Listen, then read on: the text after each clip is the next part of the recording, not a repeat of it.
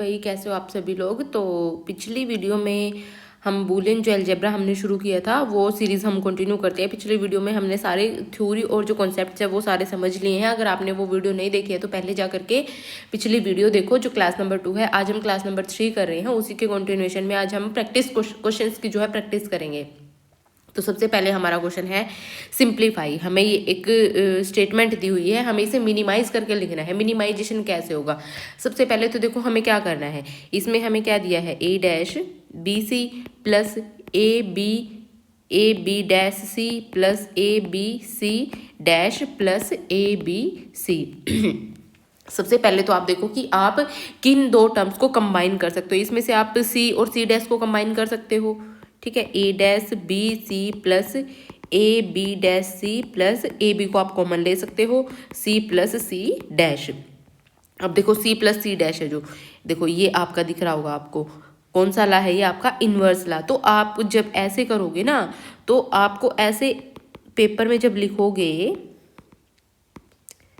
तो A B आप इस तरीके से साथ में 1 लिखोगे और यहाँ पे क्या लिख दोगे आप साइड में, C plus C dash is equals to 1 inverse ला।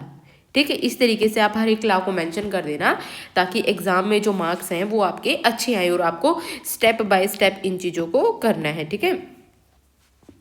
उसके बाद नेक्स्ट क्या करोगे आप, अब फर्स्ट 2 टर्म्स को कंबाइन कर सकते हो। आप देखो ध्यान से अगर देखो तो आप कैसे कर सकते हो, ए डैश बी और प्लस ए बी डैश, इस तरीके से लिख सकते हो। सी को कॉमन ले लो प्लस ए बी, ठीक है। A dash B plus A B dash आपका क्या बन गया,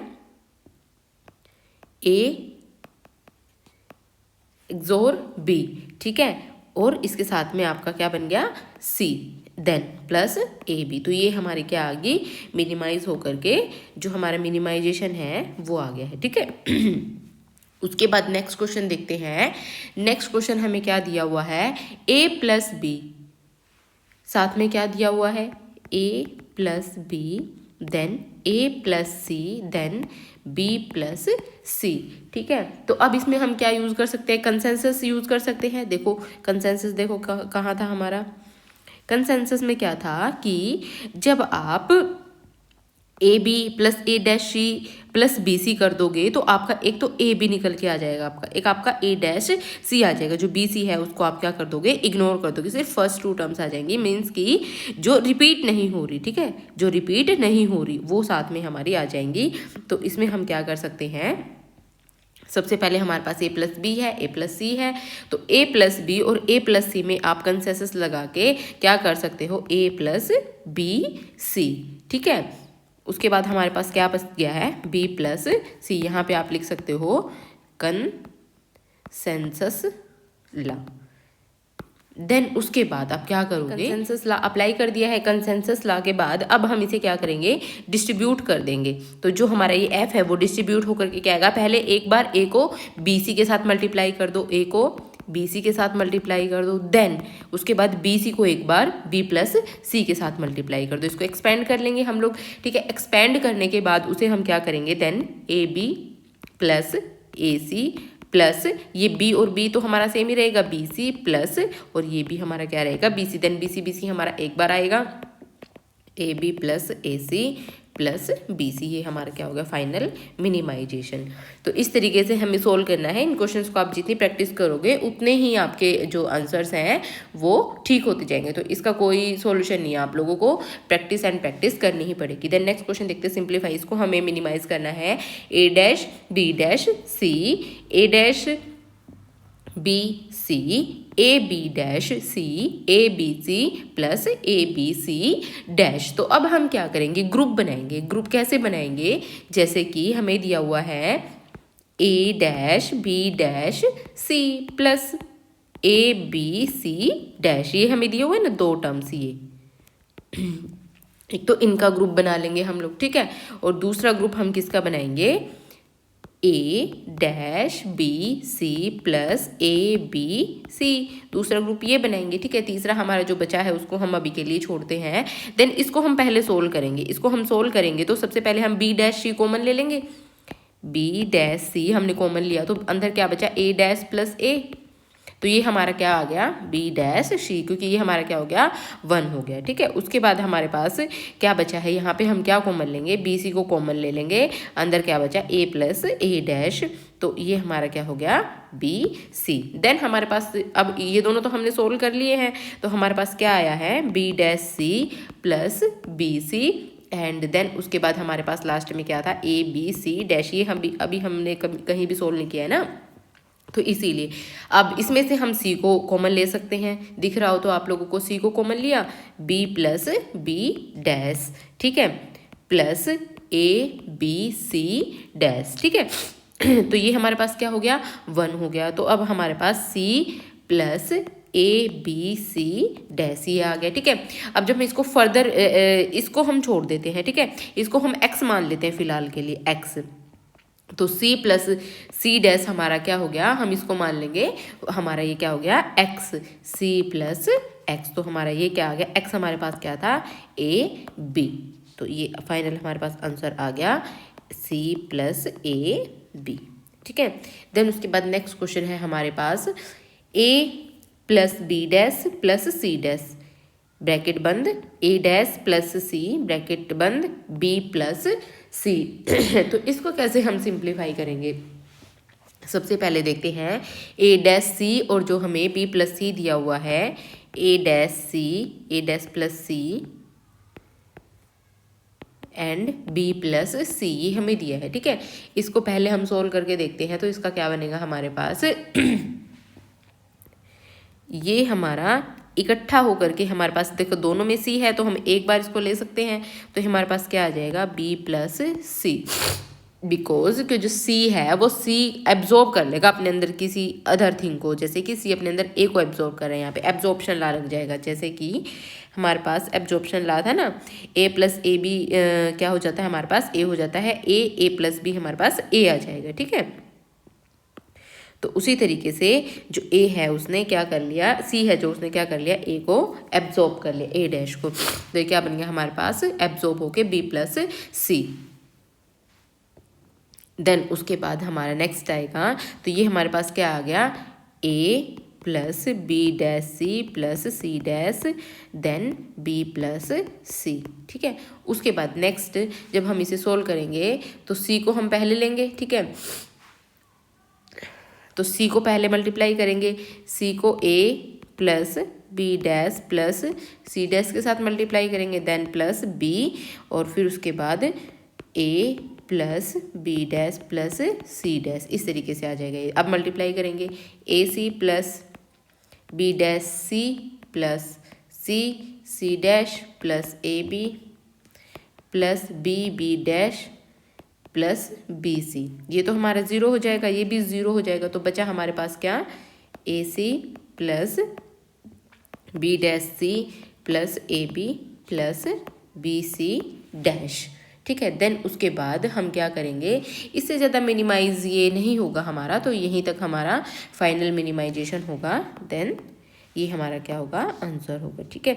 इन क्वेश्चंस की आपको जितनी ज़्यादा हो सके उतनी ही प्रैक्टिस करनी है, और आप लोगों को सारे के सारे ला है जो वो याद करने ही पड़ेंगे, तभी आप इन क्वेश्चंस को सोल्व कर पाओगे, ठीक है। नेक्स्ट क्वेश्चन है A dash D plus A B C plus B dash C dash, तो जो हमारी पैरेंथेसिस है ये हमारा क्या है, ये है हमारा कौन सा गेट, एक्सनोर गेट, तो A dash D plus A B C, ठीक है, ये हमारा क्या है एक्सनोर गेट है।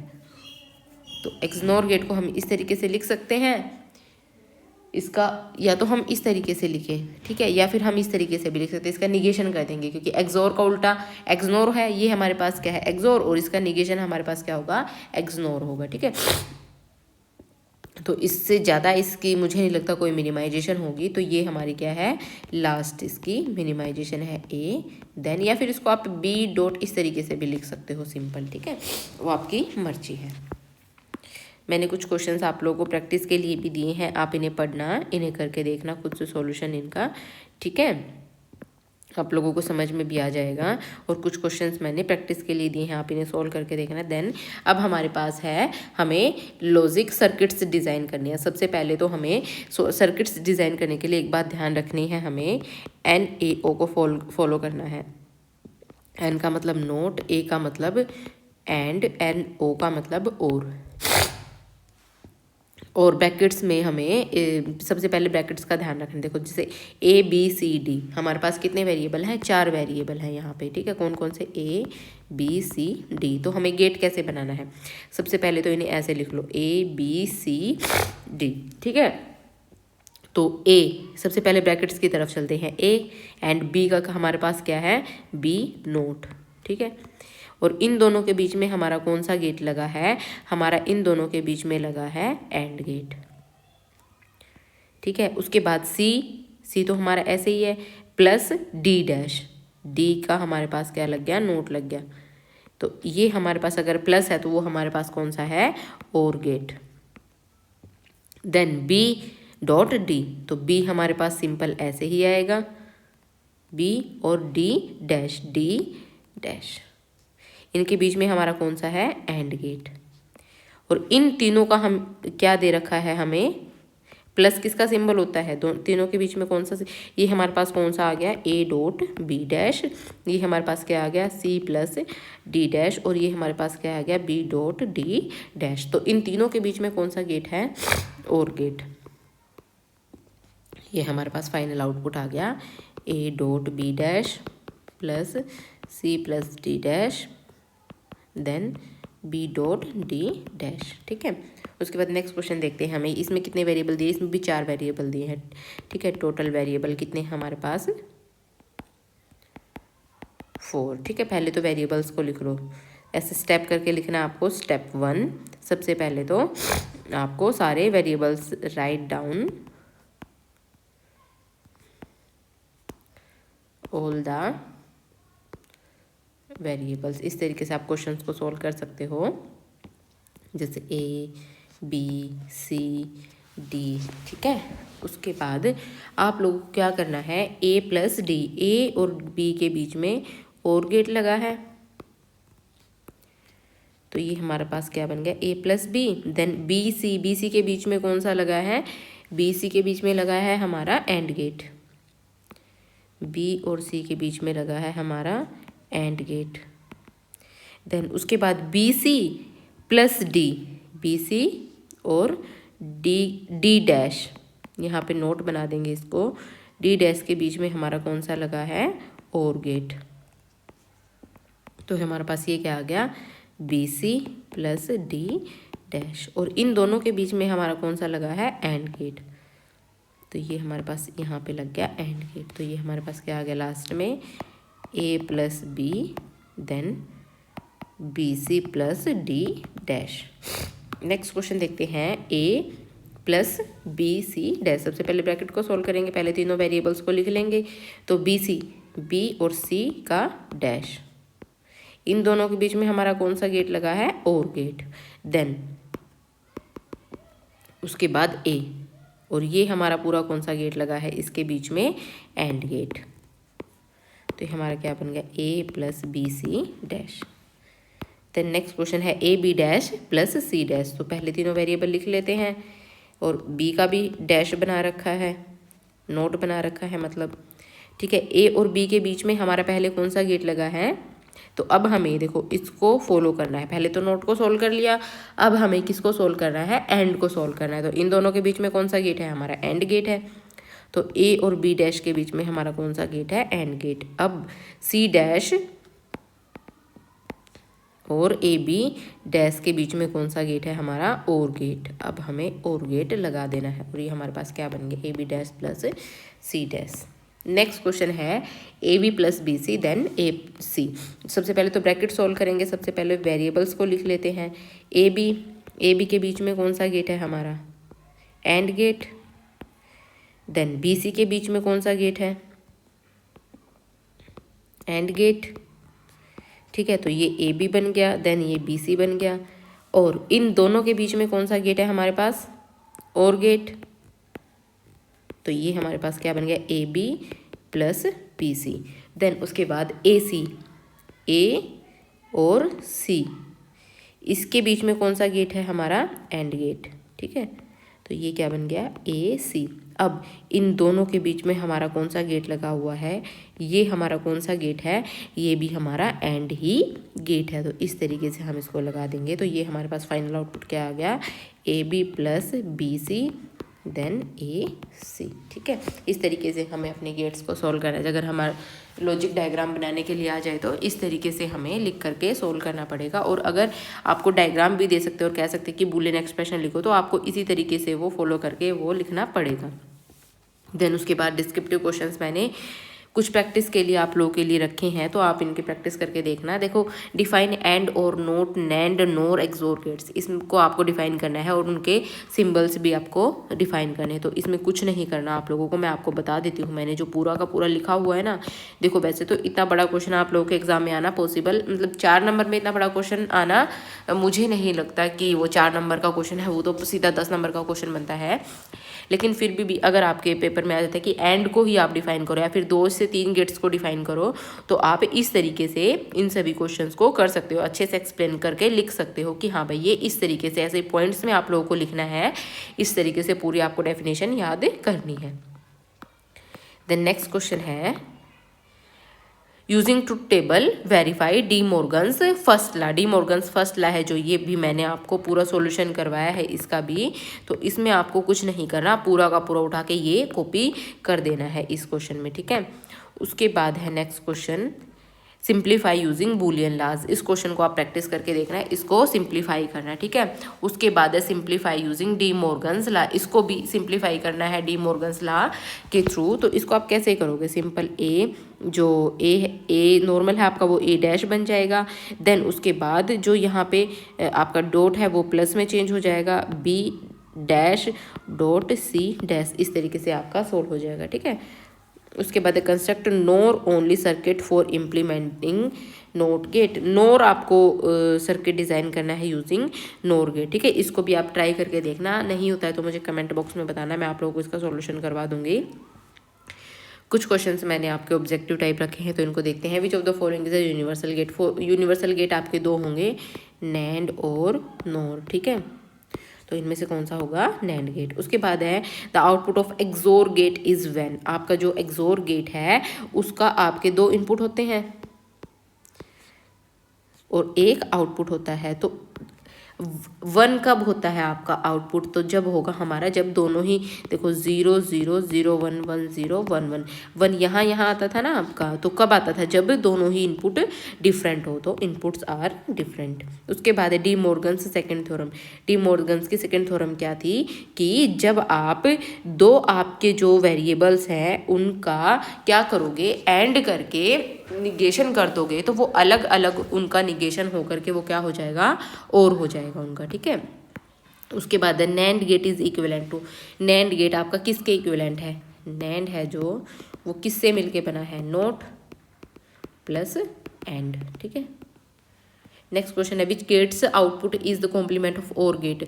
और गेट, इनमें से कौन सा गेट है जो कॉम्प्लीमेंट है और गेट का, तो और का कॉम्प्लीमेंट क्या होगा, और का उल्टा क्या होगा, नोर, सिंपल सी बात है, तो नोर। देन उसके बाद नेक्स्ट क्वेश्चन है which truth table is correct for AND. AND के लिए कौन सी ट्रुथ टेबल करेक्ट होगी, 1 only when in both inputs 1। बिल्कुल ठीक बात है, जब आपके दोनों ही इनपुट 1 होंगे तो आपका क्या होगा, आउटपुट में 1। A B dash plus A dash B, ये आपका किस चीज़ को रिप्रेजेंट करता है, A B dash plus A dash B.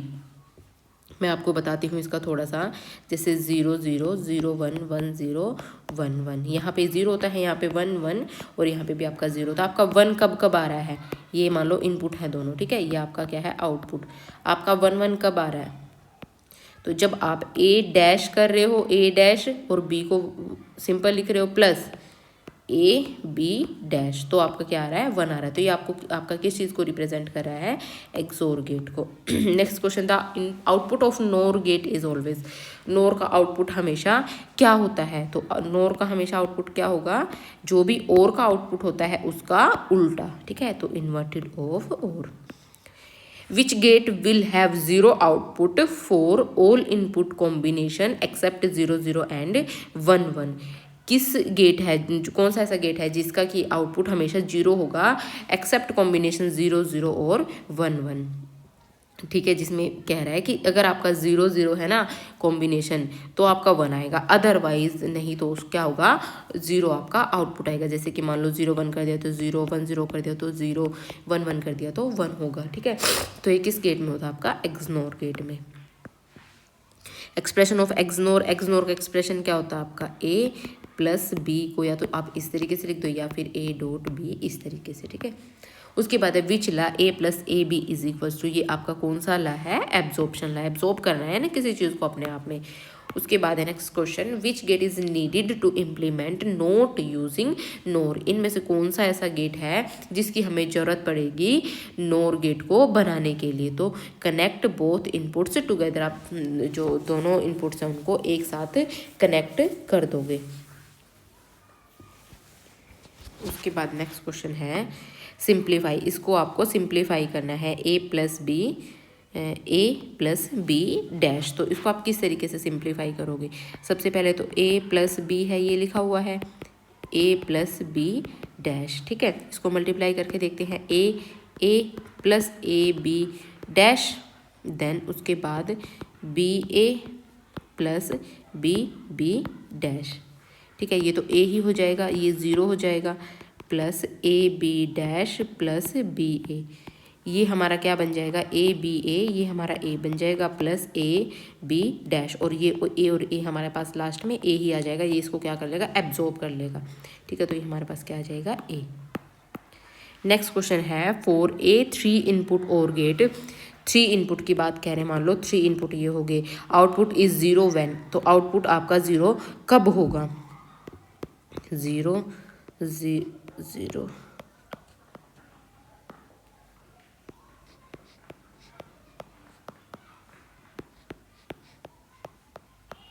कब आपका 0 होगा आउटपुट। ठीक है, यहाँ पे आपका क्या होगा 0, जब आपके सारे के सारे और गेट की बात हो रही है, कब आपका 0 होगा और गेट में, अगर एक भी 1 हो गया तो आपका क्या आउटपुट में क्या आ जाएगा 1 आ जाएगा। 0 चाहिए लेकिन हमें तो आउटपुट में तो हमारा जब सारे के सारे इनपुट 0 होंगे तो हमारे पास क्या आएगा आउटपुट में 0। उसके बाद है नैंड प्लस नैंड, हमारा अगर नैंड और नैंड को आप एक साथ लगा दोगे तो वो किस तरीके से काम करेंगे हमारे, वो एंड गेट की तरीके से काम करेंगे, क्योंकि जब दोनों को ही नैंड को आपस में जोड़ दोगे तो जो वो नोट है वो कैंसिल हो जाएगा। ठीक है, okay guys, bye bye, take care.